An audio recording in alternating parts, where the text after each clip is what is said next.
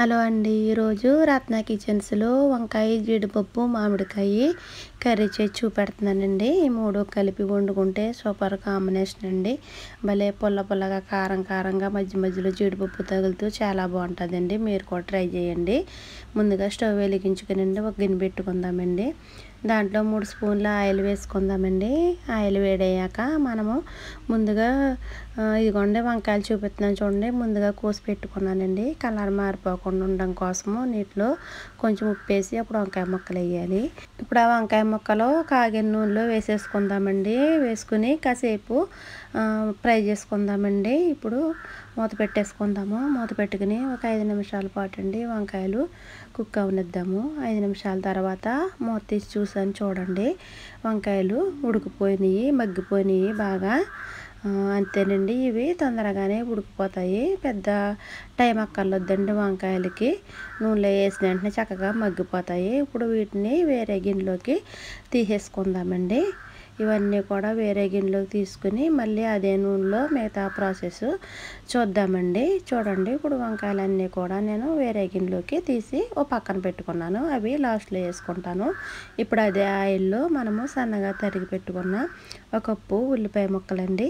ఆ ఉల్లిపాయ ముక్కలు వేసాక అవి కూడా కొంచెం సేపు మగ్గనివ్వాలి, ఫ్రై అవనివ్వాలండి. ఇందులో ఫ్రై అవటం కోసము నేను ఉప్పు వేస్తానండి. ఇంకా ఉప్పు తర్వాత ఎక్కలొద్దు, ముందుగానే వేసేసాను. ఇప్పుడు మూత పెట్టి కాసేపు మగ్గబెట్టాను. చూడండి, బాగా మగ్గిపోయినాయి, గోల్డెన్ బ్రౌన్ కలర్ వచ్చేసినాయి. ఇప్పుడు ఇందులో ఒక 2 టమాటాలు చిన్న చిన్న ముక్కలుగా కోసి పెట్టుకున్నానండి. ఆ టమాటాలని ఉల్లిపాయల్లో వేసుకుంటున్నాను.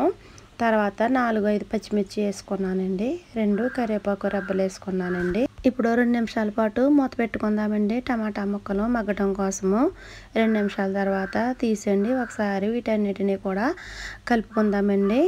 ఇవన్నీ కూడా మగ్గిపోయినాయి. ఇందులో 1 స్పూను అల్లం వెల్లుల్లి పేస్ట్ వేసానండి. ఫ్లేవర్ కోసం బాగుంటుంది. ఇప్పుడు ఇది కూడా పచ్చివాసన పోయేలాగా కొంచెం సేపు ఫ్రై చేద్దామండి. ఇదంతా కూడా మంచిగా ఫ్రై అవ్వాలి. 1 స్పూను ఇదిగోండి చూపిస్తున్నాను చూడండి, జీడిపప్పు గసగసాల పేస్ట్ అండి. 1 స్పూన్ వేసాను. ఎందుకంటే నేను వండేది కొంచెం కూరే కాబట్టి 1 స్పూన్ వేసాను. మన కూర క్వాంటిటీని బట్టి మీరు వేసుకోండి. తర్వాత అది కూడా పచ్చివాసన పోయే విధంగా 2 నిమిషాల పాటు ఫ్రై చేసుకున్నాను. తర్వాత ముందుగా ఒక 100 గ్రాములు జీడిపప్పు అండి. ముందుగా కడిగి 1 గంట ముందు నానబెట్టుకున్నాను.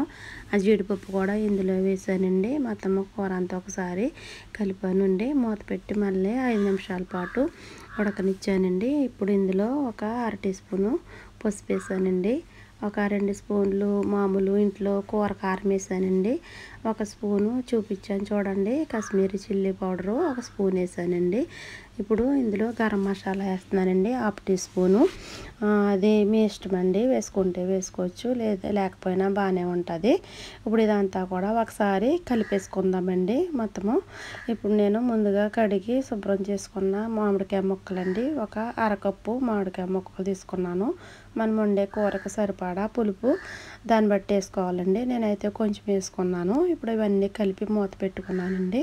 తర్వాత ఇంకోండి ఇందులో కొంచెం వాటర్ వేస్తున్నాను. 1 టీ గ్లాస్ వేసాను అంతే అండి. ఎందుకంటే జీడిపప్పు ఉడకటం కోసము. జీడిపప్పు కొంచెం నీళ్ళు వేసి ఉడికిస్తే పచ్చి జీడిపప్పు లాగా బాగుంటుంది, అందుకని వేసానండి. ఇప్పుడు మూత పెట్టి కాసేపు ఉడికించుకుందామండి. ఇప్పుడు మూత తీసాను చూడండి, కూర అంతా కూడా దగ్గరగా అయిపోయింది, ఎగిరిపోయింది. ఇంకా రెడీ అయిపోయినట్టండి. మనము ముందుగా ఫ్రై చేసి పక్కన పెట్టుకున్నాం కదా వంకాయ ముక్కలు, ఇప్పుడు వేయాలండి వంకాయ ముక్కలు. వంకాయ ముక్కలు వేసాక ఇటు అటు కలిపేయకూడదండి.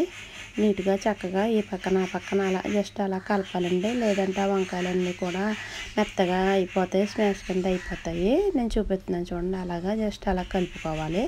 ఇవన్నీ ఒకసారి కలిపండి. ఒక 5 నిమిషాల పాటు మూత పెట్టి ఉడికించుకుందామండి. ఉప్పు కారం మసాలా అంతా కూడా పట్టేటట్టు. చూడండి, కూర అంతా కూడా ఎగిరిపోయింది.